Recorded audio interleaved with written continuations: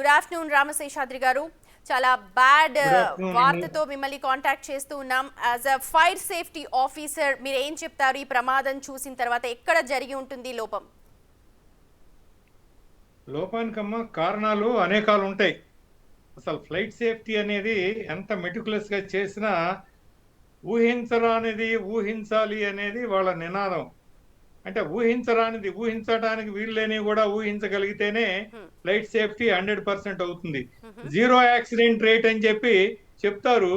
అయితే కూడా ఒక్కొక్క చోట ఈ వాతావరణ సమస్యల మూలన ఎయిర్ ఫీల్డ్ చుట్టూతా ఉన్నటువంటి ఆ చిన్న చిన్న అశ్రద్ధ లోపాల వలన పక్షులు ఎగురుతూ వాటిని ఢీ కొనటం, తరువాత ఈ కాలం దాటిపోయినటువంటి స్పేర్ పార్ట్స్ అవైలబుల్ లేక కొన్ని వాడుతూ ఉంటారు. ఓకే, పర్వాలేదు 5 గంటలు 10 గంటల్లో రిప్లేస్మెంట్ చేస్తూ ఉంటారు. రిప్లేస్మెంట్ చేస్తుంటారు. ఇది కాకుండా ఒకటి మానవ తప్పిదాల్లో ఏంటంటే లగేజ్ కంపార్ట్మెంట్ లో వీళ్ళు లగేజ్ ని అరేంజ్ చేసి స్ట్రాపింగ్ అనేది షాకలింగ్ అది చాలా ప్రాపర్ గా చేయాలి. అలా చేయకుండా కన్వేయర్ బెల్ట్ నుంచి వచ్చిన హెవీ లగేజ్ ని దాంట్లో ఫ్యూజలేజ్ లో లగేజ్ కంపార్ట్మెంట్ లో ఎక్కడిదక్కడ దించేసి నిటారుగా పైన కుప్పలాగా పెడతారు. పెట్టి స్టాకింగ్ చేస్తే టర్నింగ్ చేసుకునేటప్పుడు అయితే శేషాద్రి గారు, ఒక ఫ్లైట్ సేఫ్టీ ఆఫీసర్ గా మీరు చెప్పండి, ఏం ప్రాథమికంగా చెక్ చేస్తారు? ఒక ఫ్లైట్ టేక్ ఆఫ్ అవ్వడానికి ఫస్ట్ నుంచి లాస్ట్ వరకు వాట్ యు డూ, వాట్ ఒక ఆఫీసర్ గా ఒక అందులో చేస్తున్న ఏం చెక్ చేస్తారు స్టెప్ బై స్టెప్? మొట్టమొదటిగానమ్మా ఈ టెక్నీషియన్స్ కానీ పైలట్ తో సహా ఫ్లైట్ ని ఇన్స్పెక్ట్ చేసుకోవాలి. అది ఎలా అంటే వాళ్ళకి మూవింగ్ పార్ట్స్ ఈ ఫ్లాప్స్ ఉంటాయి, ఈ ఎలివేటర్స్ అండ్ ఎయిల్రాన్స్ ఇవి మూవ్ అవుతున్నాయా లేదా సరిగ్గా, ఎక్కడన్నా విజువల్ ఏమన్నా ఐ మీన్ సే డ్యామేజెస్ కానీ విజువల్ గా ఏమన్నా మార్కింగ్స్ కానీ లేకపోతే లీకేజెస్ కానీ ఏమైనా ఉన్నాయా, ఇవన్నీ చూసుకోవాలి. చూసుకుని ఆ సేఫ్టీ చెక్ బుక్ లో సంతకం చేసి టేక్ ఓవర్ చేస్తారు. ఆ తరువాత ఎయిర్ ట్రాఫిక్ కంట్రోల్ రూమ్ నుంచి అనేక వీళ్ళకి సూచనలు వస్తాయి. ఆ క్లైమేట్ గురించి వస్తాయి, లేకుంటే ఆ నియర్ బై వచ్చేసి బర్డ్స్ కనుక ఏమైనా కనపడితే వాటి గురించి సూచన చేస్తారు. తర్వాత ఎయిర్ ఫోల్డ్ ఫ్లయింగ్ డైరెక్షన్ గురించి చెప్తా ఉంటారు. తర్వాత ఇమీడియట్ గా వెదర్ వార్నింగ్ ఎప్పటికప్పుడు వెదర్ వార్నింగ్ గురించి చెప్తా ఉంటారు. వీటన్నిటిని దృష్టిలో పెట్టుకుని టేకాఫ్ చేస్తారు. అయితే మానవ తప్పిదాల్లో ఇంకోటి ఏంటంటే మానవ తప్పిదంగా ఇప్పుడు లగేజ్ అనేది ప్రతి పాసింజర్ కి 200 మంది 300 మంది పాసింజర్స్ ఉంటే ఆ దరిదాపుల పాసింజర్స్ వెయిట్ లో సగం లగేజే ఉంటుంది. దీన్ని రికార్డ్ చేస్తూ ఉంటారు ఎప్పటికప్పుడు. చేసి ఆ ప్రకారంగా సుమారుగా దాన్ని కట్టడి చేస్తారు. అలాగే కార్గో గనక ఓన్లీ కార్గో గనక వెళ్తే ఈ రెండింటిని టోటల్ చేసుకుని ఆ ఫ్లైట్ కెపాసిటీతో వాళ్ళు దాన్ని అన్వయించుకుని చక్కగా వర్కౌట్ చేస్తారు. ఎటు తిరిగి ఆ స్టాకింగ్ టైంలో దాన్ని పైలింగ్ టైంలో దాన్ని సరిగా స్టాఫ్స్ తో అయితే కట్టడం అనేది. రామశేషాద్రి గారు, ఈ ఫ్లైట్ ప్రమాదానికి సంబంధించి చూస్తే పైలట్ ఏటీసీకి మేడే కాల్ ఇచ్చాడు అని చెప్పి మనకు ప్రాథమికంగా ఒక ఇన్ఫర్మేషన్. మేడే కాల్ అనేది ఒక ఇంటర్నేషనల్ స్టాండర్డ్. ఎప్పుడైతే ఫ్లైట్ ని మీకు తెలిసే ఉంటుంది, ఫ్లైట్ ని ఇంకా ఫ్లై చేయలేని సిచ్యువేషన్ లో మేడే కాల్ ఇస్తుంటారు అని అంటారు. Because we are also not aware of it. మీకైతే తెలిసి ఉంటుంది అది. మేడే కాల్ అనేదమ్మా ఇక last helpless. Okay, save our souls అని SOS అని ఒకటి ఉంటుంది. సేవ్ అవర్ సోల్స్ ఆర్ఎల్స్ మేడేని. అది ఏంటంటే జనరల్ గా అది ఇమీడియట్ గా టాప్ మోస్ట్ ప్రియారిటీ. దానికి అందుకున్న వెంటనే ఆ నియర్ బై ఉన్నటువంటి అన్ని సేఫ్టీ విభాగాలు కూడా అలర్ట్ అయిపోయి ఆ పర్టికులర్ లొకేషన్ కి రష్ అవుతాయి. ఎయిర్ ట్రాఫిక్ కంట్రోల్ కన్సర్న్ అక్కడ నుంచి ఫైర్ సేఫ్టీ, ఆ నియర్ బై టౌన్స్ లో ఉన్న ఫైర్ సేఫ్టీ వీటి గురించి ఫైర్ ఇంజిన్స్ ని వాటిని ఇమీడియట్ గా డైరెక్ట్ చేస్తారు. అయితే ఏంటంటే మేడే అనే సిగ్నల్ ఇచ్చిన తరువాత కంటిన్యూస్ గా సిగ్నల్ వస్తూ ఉంటుంది, రికార్డ్ చేస్తా ఉంటారు. పైలట్ తన ప్రయత్నం తను చేస్తూనే ఉంటాడు, సేఫ్ గా ల్యాండ్ అవటానిక లేకపోతే ఆ లొకేషన్ ని మరి ఏదైనా సేఫ్టీ లొకేషన్ కి దాని డైరెక్షన్ చేంజ్ చేయటమా. తర్వాత ఇమీడియట్ గా పాసింజర్స్ కూడా ఇన్స్ట్రక్షన్స్ ఇస్తా ఉంటారు. ఈ పరిస్థితిలో ఉన్నాం కాబట్టి అని చెప్పి అది టచ్ అయ్యే ముందర టచ్ అయ్యి అవగానే జారుడు బల్లలాగా ఉంటాయి. శేషాద్రి గారు, అయితే ఫ్లైట్ మీరు అన్నట్టుగా కంటిన్యూస్ గా మెసేజెస్ పంపడం, మేడే కాల్ ఇవ్వడం ఇవన్నీ సరే, కానీ టేక్ ఆఫ్ అయిన కేవలం 5 నిమిషాలే, కేవలం 5 నిమిషాల్లోనే మేడే కాల్ ఇచ్చారు. కారణం ఏంటంటే ఒక్కొక్కసారి అమ్మా flight just take off runway దాటగానే మనం చాలా యాక్సిడెంట్స్ చూసాం. కేరళలో ఈ మధ్యలో ఒకసారి జరిగింది. కొండ చివరికి వెళ్ళిపోయి కరెక్ట్ కూలిపోయింది. కరెక్ట్ అదేంటంటే ఇవన్నీ కూడా అవి ఆ ఫ్లైట్ వేగం దరిదాపులా 300 నుంచి 400 కిలోమీటర్లు టేకాఫ్ అయిన వెంటనే పికప్ అవుతుంది అది. మరి 300 కిలోమీటర్ల వేగంలో వెళ్ళేదాన్ని ఆ టర్బులెన్స్ కనుక వస్తే పాసింజర్ కంగారు పడతారు. కంగారు పడి వాళ్ళ స్థానాలని వాళ్ళు అంటి పెట్టుకోకుండా మరింత కంగారుకి పానిక్ గురైపోయి ఒక అయిపోతారు. పక్కకు వచ్చేస్తారు. కరెక్ట్ పానిక్ అందువల్ల అయిపోతారు లోపల ఏమవుతుందంటే ఉన్న వాళ్ళందరూ.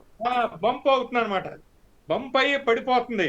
గ్రాడ్యువల్ గా నేలకి రుద్దుకుంటా పోయి ఎయిర్ ఫీల్డ్ సమానంగా ఉన్న చోట అవుతుంది. కానీ ఈ వెంటనే అయ్యేటప్పటికి అయోమయానికి గురయ్యి వాళ్ళంతా కాంపాక్ట్ గా ఒక హడావిడి చేసి ఒకళ్ళ మీద ఒకళ్ళు పడతారు. కరెక్ట్ ఆ పడతంలో మెయిన్ ఎగ్జిట్ డోర్ కనపడతా ఉంటుంది. వీళ్ళంతా కలిపి పదుల సంఖ్యలో 50 మంది 60 మంది ఒక్కోసారి వెళ్ళిపోయి ఆ ఎగ్జిట్ డోర్ దగ్గరికి నిలబడిపోతారు. ఆ బరువు అంతా ఒకసారి అయిపోయి ఫ్లైట్ బ్యాలెన్స్ అనేది ఆ జైరో యూనిట్ అనేది సరిగా ఏం చేయలేదు. ఓకే దాంతో ఏమవుతుందంటే ఆటోమేటిక్ గా అది బంప్ లాగా అయిపోతుంది అనమాట. మీరు బంప్ అయ్యే ప్రమాదంతో సారీ రామశేషాద్రి జరుగుండొచ్చు. గారు స్టాప్ చేస్తున్నారు. మీరు ఆ విజువల్స్ చూసారా? ఒకసారి చూడండి. అంటే టేక్ ఆఫ్ అయింది, జస్ట్ లాగా కిందకి దిగి మళ్ళీ పైకి వెళ్ళింది, మొత్తానికి ఇక కిందకి వెళ్ళిపోయింది అండ్ ఒక్కసారిగా బ్లాస్ట్ అయిపోయింది. ఒక్కసారి మా వాళ్ళు మళ్ళీ ప్లే చేస్తారు, ఒక్కసారి చూడండి. అది ఐ థింక్ మీరు కూడా చూసుండొచ్చు. ఏమి రీజన్ అయి ఉండొచ్చు అంత బ్లాస్ట్ జరిగిపోయింది? అసలు ఒక ఫ్లైట్ సేఫ్టీ అధికారిగా అడుగుతున్నాను నేను. If you can. లాస్ట్ గమ్మా కారణాలు ఏంటంటే ఇంపాక్ట్ వచ్చేసి ఎప్పుడైతే ఫార్వర్డ్ మోషన్ అనేది లేదో ఫ్లైట్ థియరీ ప్రకారం ఫార్వర్డ్ మోషన్ అండ్ ఆ ఈక్విలిబ్రియం అనేది కనుక పోయినప్పుడు ఫార్వర్డ్ మోషన్ లేనప్పుడు అదేమవుతుందంటే స్టోన్ లాగా పడిపోతుంది. ఓకే జస్ట్ అందులో డ్రాప్ గ్రావిటీ పడేటప్పుడు కోల్పోయి గ్రావిటీ కింద పడిపోతుంది అలాగే. పడిపోతుంది. తర్వాత ఏంటంటే దాని సార్ చూడండి సార్ ఒక్కసారి మీరు inclination ఇఫ్ యూ కనుక can see big television లో ఒకసారి మీరు చూడొచ్చు ఆ ఫ్లైట్ అలా జస్ట్ టేక్ అయ్యి మళ్ళీ కిందకి దిగిపోయింది ఒక్కసారిగా. నిజంగా చాలా సాడ్ పార్ట్ ఇది.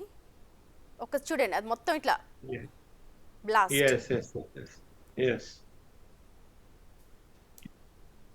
ఇలా జరగటం కొంచెం రేర్ అమ్మా. ఈ రకంగా ఇంత సడన్ గా అవటం అనేది అదే దట్స్ వాట్ ఈజ్ ఏంటంటే కన్ను తెరిచి కన్ను మూసే లోపల అంటారే క్షణకాలం. లెప్పక చాలా క్షణకాలం, ఫ్రాక్షన్ ఆఫ్ ఏ సెకండ్ అనుకోవాలి. Correct. క్షణం అంటాం కూడా వీల్లేదు అవును దీంట్లో. ఇంతకాలం అందులో మీరు అన్నట్టు. ఇంత సెన్స్ ఎస్ దీంట్లో ఏంటంటే అందులో హై ఆక్టేన్ ఫ్యూయల్స్ ఉంటాయి. ఈ హై ఆక్టేన్ ఫ్యూయల్స్ అనేవి అవి దానికి తగ్గట్టు నార్మల్ టెంపరేచర్ కాకుండా ఈ ఫ్రిక్షన్ అండ్ అదర్ ఇంపాక్ట్ దీని మూలన కూడా సడన్ టెంపరేచర్స్ పెరుగుతాయి. దాంతో ఒక్కసారిగా అక్కడ సెల్ఫ్ సీలింగ్ ట్యాంకులు ఉంటాయి. సెల్ఫ్ సీలింగ్ ఫెసిలిటీ ఉన్నా కూడా ఈ ఇంపాక్ట్ ఏమవుతుందంటే ఒక్కసారి దానిలోంచి లీక్ అవటం, హై ఆక్టేన్ ఫ్యూయల్స్ కాబట్టి వెంటనే అంటుకోవటం. రెండోది రెండు పక్కల నుంచి స్ప్రెడ్ అవుతుంది. అది ఒక పక్క నుంచి కాదు.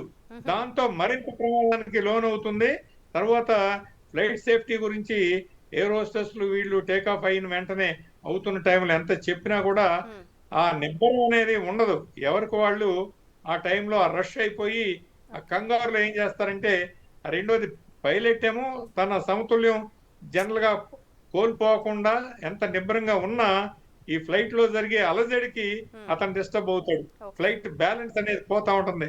అందువల్ల అది రాయిలాగా పడిపోతున్నాడు, కొండలాగా. Okay right. ఇంత జరిగింది, ఇప్పుడు మీరు చూస్తున్నారు ఆ దృశ్యాలు. ఆ ఘటనలో మనకి ఎవరైనా ప్రాణాలతో దక్కే అవకాశం ఉందంటారా? ఉంటుందమ్మా. మొట్టమొదట స్లైడింగ్ బోర్డుల్ని కిందకు వదులుతారు, జారుడు బల్లలు లాగా. అది అయిన తర్వాత ఫస్ట్ బ్యాచ్ లో ఎవరన్నా ముందు ఉండి జారగలిగితే సేఫ్టీగా వాళ్ళు ఎస్కేప్ అవుతారు. కానీ ఛాన్సెస్ కొంచెం తక్కువే, అక్కడక్కడ జరుగుతూ ఉంటాయి. అది సమ్ కైండ్ ఆఫ్ ఏంటంటే ఎమర్జెన్సీ డిసిప్లిన్ అనేది కూడా ఈ పాసెంజర్స్ లో ఉండాలి. అంత టైం కూడా ఉండట్లేదు.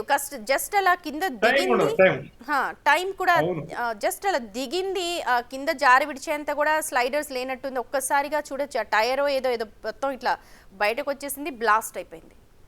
ఇప్పుడు ఎలా ఉంటుందంటే అమ్మా, సేఫ్టీ లెక్చర్స్ ఇచ్చేవాళ్ళు కూడా స్వయంగా వాళ్ళ అనుభవానికి వచ్చినప్పుడు వాళ్ళు చెప్పింది ఎంతో చక్కగా ఉన్నా ప్రాక్టికల్ గా లాస్ట్ మినిట్ లో వాళ్ళే దాని మీద నిలబడలేరు.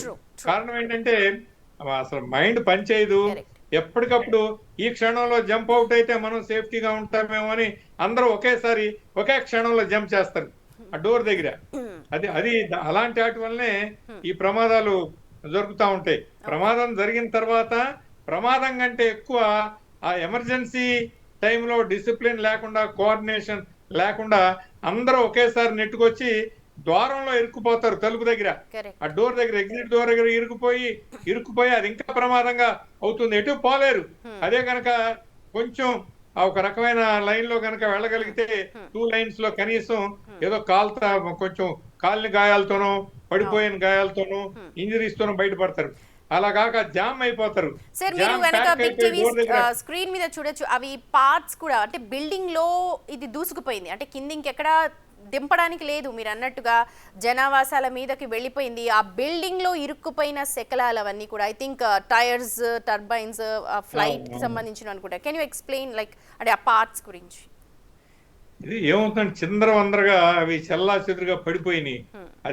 అది క్రాష్ అయ్యి డ్రాగ్ అయిన అంత డిస్టెన్స్ లో కూడా ఆ పార్ట్స్ మొత్తం పడిపోయినాయి.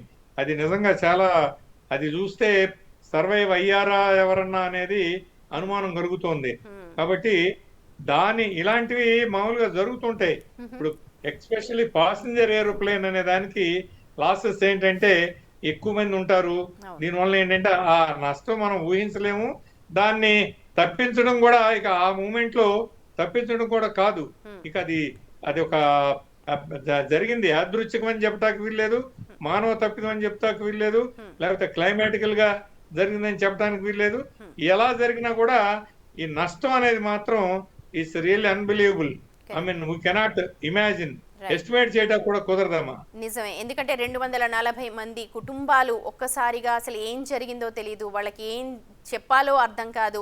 అలాగే ఇప్పుడు ఇంకొక సాడ్ పార్ట్ ఏంటంటే ఇది నార్మల్గా గ్రౌండ్ మీదనో ఎక్కడో కాదు, అండ్ ఇంకొక జనావాసం మీద, it's a hostel, doctors hostel మీద కూలింది. అక్కడ కూడా పబ్లిక్ ఉన్నారు, లంచ్ టైం కావడంతో అక్కడ వాళ్ళకు కూడా గాయాలయ్యే కొంతమంది చనిపోయారు. And this is the more sad part. Really that is really very sad part. అయితే ఒకటి ఉంది, జనరల్ గా ఏంటంటే ఆ టోటల్ గా సిటీ దానిలో వెళ్తున్నా కూడా ఒక చోట ఇమీడియట్ గా ఎయిర్పోర్ట్లకి ఆ టచింగ్ పార్ట్ కి మధ్యలో గ్యాప్స్ ఉంటాయి. కొంచెం లెఫ్ట్ రైట్ బ్యాంక్ కనుక తీస్తే ఆ బ్యాంకింగ్ లో వేరే ఐ మీన్ ఆబ్స్టికల్స్ కనుక లేకపోతే కొంతలో కొంత ఏమన్నా ఎస్కేపింగ్ అంటే సివిలియన్స్ బిల్డింగ్స్ వాటినైనా తప్పించే అవకాశం ఉండేదేమో. ఇప్పుడు అది కూడా లేదు. ఇప్పుడు టోటల్ గా బియాండ్ కంట్రోల్ అయిపోయినట్టుగా it is left to the fate అనమాట. రెండోదమ్మా, ఎయిర్ ఇండియా సేఫ్టీ మెజర్స్ మామూలుగా ఉండవు. ఎయిర్ ఇండియా అనేది నిజానికి అసలు భారతదేశంలోనే మొట్టమొదట ఈ ప్రయాణ సంస్థ.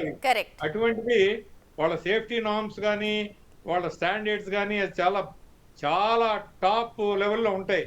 తర్వాత వాళ్ళకి ఎకానమీ కంటే కూడా వాళ్ళ ఆపరేషన్స్ అన్ని కూడా సేఫ్టీ బేస్డ్ ఆపరేషన్స్.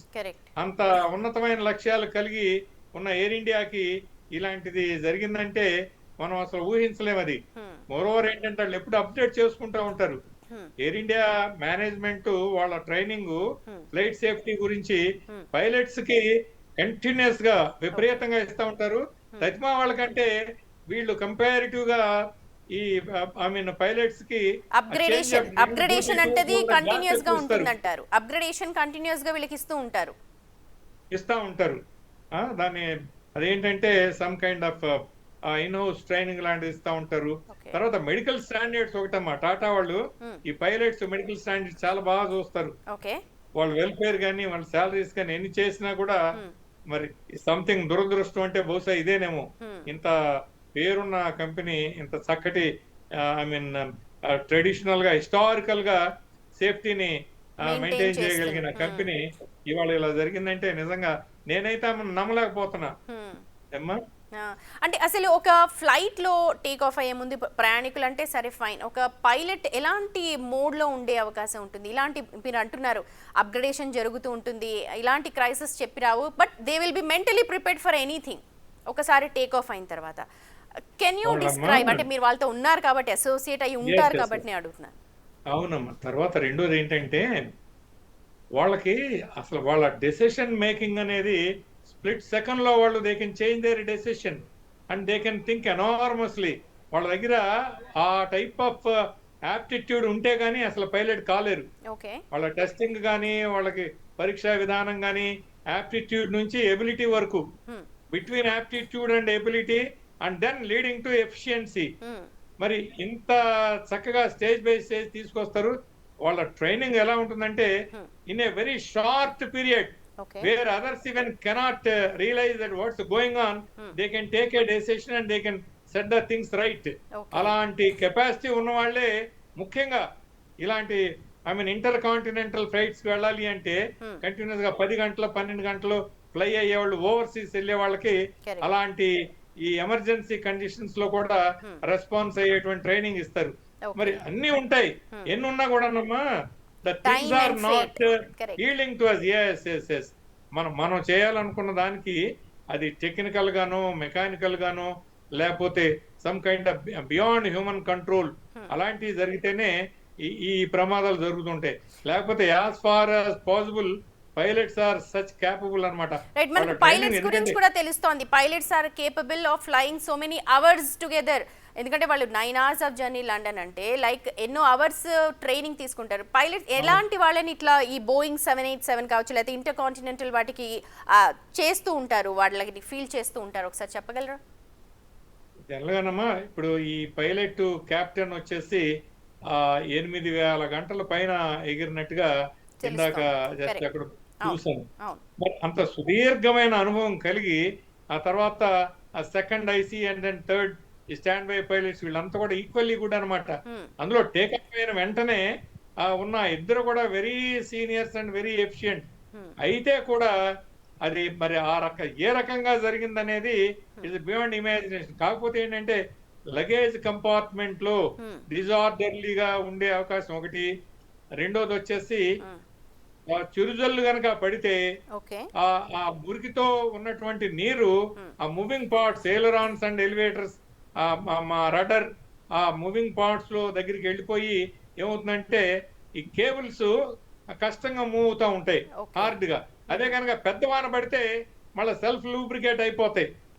అలా కాకుండా ఎందుకంటే ఇప్పుడు పెద్ద వానలు పడతలేదు, అవును. ఎక్కడన్నా ఊరికినే చిరుజల్లో తడిచి మురికి కారి అలా ఉండి తను సెట్ చేయాలనుకుంటే కూడా కంట్రోల్ రాకోకుండా ఉండటం, ఇలాంటి అవకాశాల వలన కూడా ఆయన he might have become helpless అనమాట. Hmm. Unless they become helpless they will never never let the correct. Situation to come to this worse. Correct.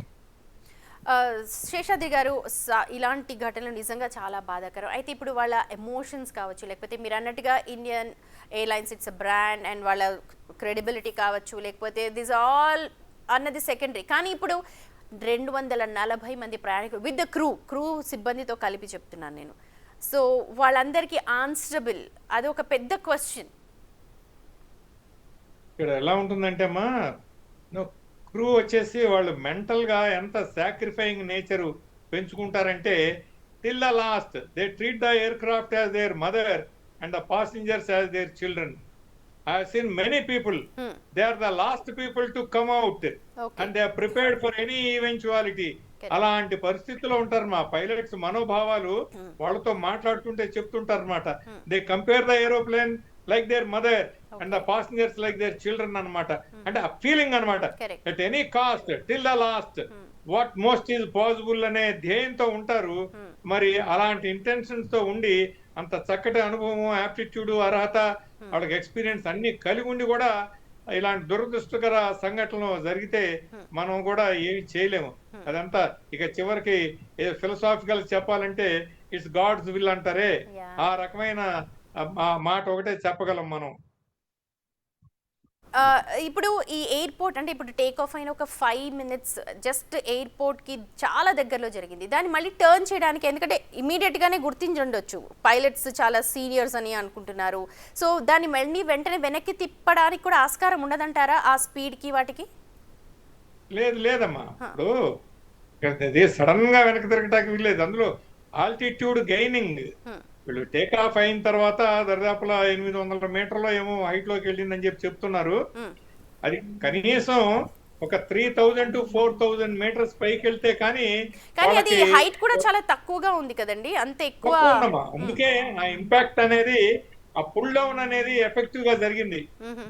అది ఉండటం వల్లనే ఆ పుల్ డౌన్ ఎఫెక్ట్ అనేది త్వరగా జరిగింది. ఒకవేళ 4000 ఫీట్ కనుక 5000 ఫీట్ కనుక వెళ్ళుంటే అక్కడ నుంచి కొంచెం వాళ్ళు they will have look around and see the place, make the diversion instead of ఈ పాపులేషన్ ఉండే ప్రాంతాలు కాకుండా కొంచెం ఐ మీన్ నిర్జనంగా ఉండేవి, లేకపోతే అగ్రికల్చరల్ ఫీల్డ్స్ ఉండేవి. ఒకసారి మీకు విన్నారో లేదో, మొరార్జీ దేశాయ్ విమానాన్ని ఒక దాన్ని, భారతీయ వాయుసేన విమానాన్ని అచ్చంగా పచ్చిక పొలాల్లో Fields లో దింపారు, yes. ముళ్ళతో ఉన్న పొలాల్లో దించేశారు టియు సిరీస్ Correct. ఏరోప్లేన్ ని. అవును. మరి చూడండి ఆయన చాకచక్యం, ఎందుకంటే సర్టన్ హైట్ లో ఉన్నాడు, గమనించాడు. సో ఈ కుడ్ టేక్ ఎ డెసిషన్. ఇక్కడ ఏంటంటే ఈ తక్కువ హైట్ లో ఆలోచన చేయడానికి వీల్లేదు, మాన్యూరింగ్ చేయడానికి వీల్లేదు.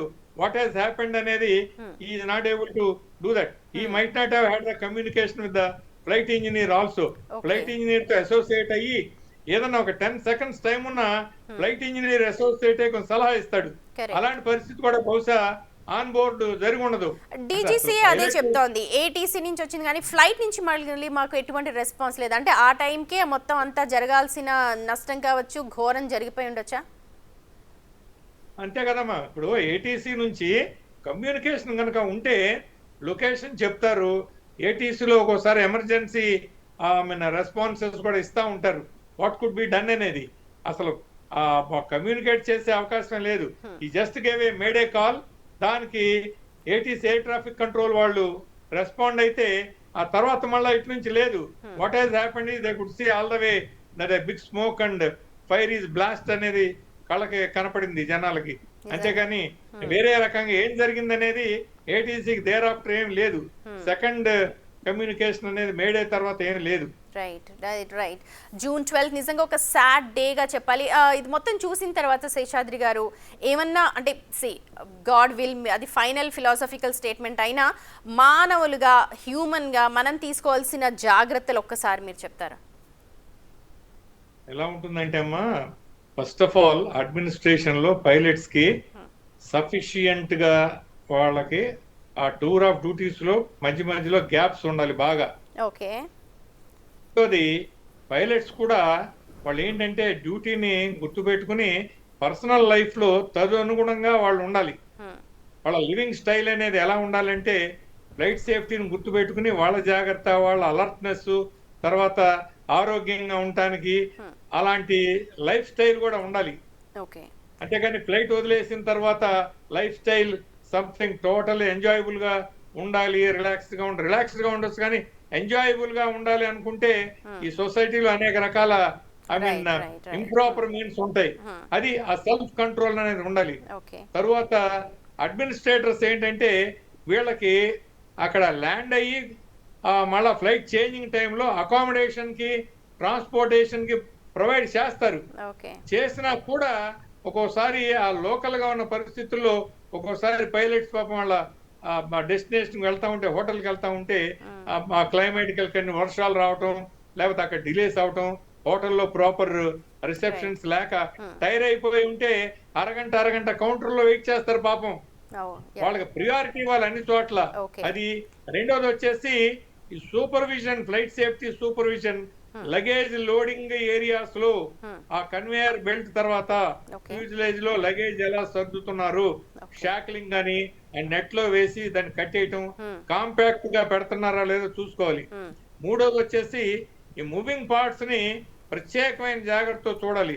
ఎయిల్రాన్స్ గానీ, ఎలివేటర్స్ గానీ, రడర్స్, వీటిని చాలా జాగ్రత్తగా చూడాలి. నాలుగోది వచ్చేసి ఫ్యూయల్ వచ్చేసి రిఫ్యూయలింగ్ ఒకవేళ అవకాశాలు గనక ఉంటే కావలసిన వరకే ఫ్యూల్ ఫిల్ చేసుకోవాలి. వీళ్ళు ఏం చేస్తారంటే రిఫ్యూలింగ్ చేస్తే టైం పడుతుంది. సపోజ్ ఆ ఫ్లైట్ కి టైం సేవ్ చేయడానికి ఏం చేస్తారంటే ఎట్ ఏ టైం ఫిల్అప్ చేసుకుంటారు. అది ఫ్యూయల్ అనేది ఎంత అవసరమో.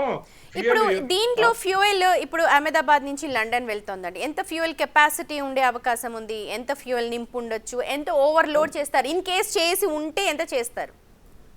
దరిదాపులమ్మా, I think if I not mistaken they take almost 40,000 litres. 40,000 litres of fuel ని వరకు అది తీసుకుంటారు. And maybe 25 to 30,000 litres I think comfortable గా సరిపోవాలి ఓకే లండన్ వరకు. ఇది అబౌట్ 8 to 9 hours ఫ్లైట్ కాబట్టి.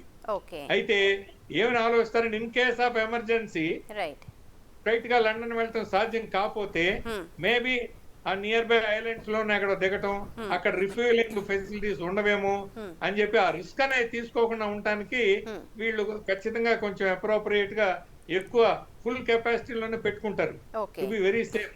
అది కూడా ఆ ఆలోచన మంచిది.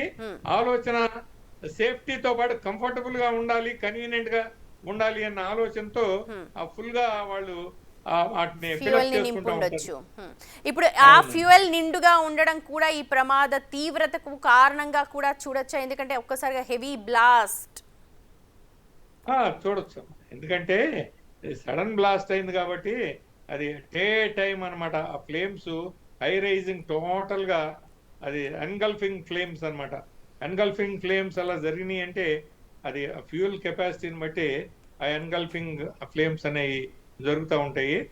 కాకుంటే మరి మరో మార్గం కూడా ఏం లేదు. మనం అనేక రకాలుగా ఆలోచిస్తూ ఉంటాం. ఎయిమ్ అనేది zero error and zero absolutely accident rate, expect the unexpected, okay ఊహించటానికి వీలు లేని వాటిని కూడా రైట్ ఊహించి ఫ్లైట్ సేఫ్టీ ఉండాలి.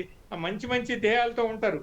ఎందుకంటే అమ్మా వాళ్ళు నిజంగా ఆ వృత్తిలో ఉన్న వాళ్ళు చాలా ఉన్నత లక్ష్యాలు, ఆ పాసింజర్స్ సేఫ్టీ గురించి, వాళ్ళ పొలైట్నెస్, ఆ ఫ్లైట్ క్రూ కూడా వాళ్ళందరూ కూడా ఒక their culture is different. Correct వాళ్ళు చాలా చక్కటి సౌహృద్భావంతో అవును అందరినీ కూడా హ్యాపీగా ఉంచాలనే ప్రయత్నాలతో వాళ్ళ కెరీర్ లో వాళ్ళని చేసేదే అది, అవును నేర్చుకున్నది అది, చేసేది అది. అవును అలాంటి ఉన్నత లక్ష్యాలు ఉన్నటువంటి వృత్తిలో మరి సాహసోపేతం అంటే సాహసంతో పాటు ప్రమాదాలు కూడా అసోసియేట్ అయిన వృత్తి ఇది. అవును కొట్టి సాహసం కనుక ఉంటే చేసి బయటపడతారు. ఇక్కడ బయటపడతాక వీల్లేదే. ఇలాంటి పరిస్థితుల్లో there is no other go. The right only way is that they have to yield to the last passenger and when the last passenger is on his safe correct conditions, then only they will think of their own. So last safety is their safety, and to the last first safety is the passenger safety. Correct అలాంటి slogans ఉంటాయి వాళ్ళు రాసే వాళ్ళ rest room లో వాళ్ళు తీసుకునే I mean వీటిల్లో ఆ స్లోగన్ చూస్తే Correct. చాలా ఆశ్చర్యం వేసేది. అసలు ఇలా రాశారు, ఇలా ఫాలో అవుతారంటే I mean the something beyond imagination. Correct కానీ ఇలాంటప్పుడు జరగాల్సిన నష్టం జరిగిపోయింది. చాలా ఘోరమైన ప్రమాదం అండి. థ్యాంక్ యూ సో మచ్ మాతో మాట్లాడినందుకు రామశేషాద్రి గారు. థ్యాంక్స్ ఫర్ ద ఇన్సైట్ అండి. నిజంగా June 12th అన్నది ఒక బ్యాడ్ డేగా మిగిలిపోయింది. ఆ 242 ప్రయాణికుల పాలిట. అహ్మదాబాద్ నుంచి ఎంతో సంతోషంగా వాళ్ళు బోర్డ్ అయ్యారు. బోర్డింగ్ పాసెస్ అన్నీ కూడా ఓకే అయ్యాయి. మొత్తం కూడా టేక్ ఆఫ్ అయిపోయింది. ఎన్నో ఆశలతో వాళ్ళ గమ్యస్థానాన్ని చేరుకోవాలనుకున్నారు. రాత్రికల్లా వాళ్ళు లండన్ చేరుకుంటారు. కానీ అనుకోని ఘటన ఇలా జరిగిపోయింది. మధ్యాహ్నం 1:40 ప్రాంతంలో అహ్మదాబాద్ నుంచి లండన్ వెళ్తున్న ఎయిర్ ఇండియా బోయింగ్ 787 ఘోర ప్రమాదానికి గురైంది. ప్రస్తుతం అవే దృశ్యాలు బిగ్ టీవీ స్క్రీన్ మీద చూస్తూ ఉన్నారు. దాదాపు 240 మంది విత్ క్రూ మెంబర్స్ అందరూ కూడా ఆ ప్రమాదంలో ప్రస్తుతం ఏం జరిగింది, మొత్తం చనిపోయారా లేకపోతే కొంతమంది ప్రాణాలతో బయటపడ్డారా అన్న విషయాలు అయితే ఇంకా బయటకు రావట్లేదు. ప్రస్తుతం సహాయక చర్యలు కొనసాగుతూ ఉన్నాయి. DGCA నుంచి కూడా మనకు ప్రాథమికంగానే ఇన్ఫర్మేషన్ అందుతోంది. ఏటీసీ నుంచి ఇన్ఫర్మేషన్ వెళ్ళింది కానీ బోయింగ్ నుంచి ఎటువంటి సమాచారం రాలేదు అన్నారు. టేక్ ఆఫ్ అయిన కేవలం కొద్ది క్షణాల్లోనే ఏటీసీ కమ్యూనికేషన్ కట్ అయిపోయింది. వెంటనే బ్లాస్ట్ అయిపోయింది. తీవ్రంగా పొగలు అలుముకున్నాయి. చూస్తున్నారు మొత్తం అంతా కూడా ఏం జరిగిందో అంటూ స్థానికులంతా బయటకు వచ్చారు. అదొక బాంబ్ బ్లాస్ట్ అనుకున్నారు ఫస్ట్, కానీ ఆ తర్వాత చూస్తే అది ఒక ఫ్లైట్ కుప్ప కూలిపోయిన దృశ్యాలు. ఆ తర్వాత హుటాహుటిన చుట్టుపక్కల ప్రాంతానికి వెళ్ళారు. మేఘాని ప్రాంతం అది అహ్మదాబాద్లో సర్దార్ పటేల్ ఎయిర్పోర్ట్ పక్కన ఉన్న మేఘాని ప్రాంతంలో ఒక్కసారిగా ఫ్లైట్ కుప్పకూలిపోయింది. సహాయక చర్యలు ఎన్డీఆర్ఎఫ్ అక్కడ చేపడుతోంది, ఇంకా కొనసాగుతూ ఉన్నాయి. శిథిలాలన్నీ కూడా తొలగిస్తూ ఉన్నారు. మృతదేహాలన్నింటినీ కూడా వెలికి తీస్తూ ఉన్నారు. వాటన్నింటినీ కూడా సమీపంలోని హాస్పిటల్స్కి తరలిస్తూ ఉన్నారు. ఒక హెల్ప్ డెస్క్ని కూడా ఏర్పాటు చేశారు. అహ్మదాబాద్ ఎయిర్పోర్ట్లో హెల్ప్ డెస్క్ నంబర్ని ప్రస్తుతం మీరు బిగ్ టీవీ స్క్రీన్ మీద కూడా చూడొచ్చు. ఆ హెల్ప్ డెస్క్కి కాల్ చేసి తమ సమీప బంధువులు కావచ్చు, శ్రేయభిలాషులకు సంబంధించిన ఇన్ఫర్మేషన్ తీసుకోవచ్చు. దాదాపు 240 మంది ప్రయాణికులతో టేక్ ఆఫ్ అయిన బోయింగ్ 787 ఎయిర్ ఇండియా విమానం ఒక్కసారిగా కుప్పకూలిపోయింది. ప్రస్తుతం అవే దృశ్యాలు మొత్తం చూస్తూ ఉన్నాం. నిజంగా ఒక దిగ్భ్రాంతి కలిగే రోజని చెప్పాలి. ఒక అనుకోని ఘటన. ఇందాక టెక్నికల్ పీపుల్ కూడా చెప్తూ ఉన్నారు, అన్ని శక్తులు కూడా చేసి ఉండొచ్చు, అన్ని ప్రయత్నాలు కూడా పైలట్ చేసి ఉండొచ్చు. ఎందుకంటే లాస్ట్ బ్రీతింగ్ టైం వరకు కూడా ప్రతి ఒక్క ప్యాసింజర్ని సేఫ్గా ఉంచడానికే పైలట్ వాళ్ళు ఓత్ తీసుకుంటారు. అలాంటి ప్రతినబూనిన వ్యక్తి కూడా ఇలాగ ఎంతో ఎక్స్పీరియన్స్ ఉన్న పైలట్ కూడా ఏమీ చేయలేని సిచ్యువేషన్స్లో మే డేకి కాల్ ఇచ్చారు అని అంటే అది నిజంగా ఒక అనుకోని ఘటన, ఒక యాక్సిడెంట్గానే చూడాలి అని చెప్పి నిపుణులందరూ కూడా అభిప్రాయం వ్యక్తం చేస్తూ ఉన్నారు.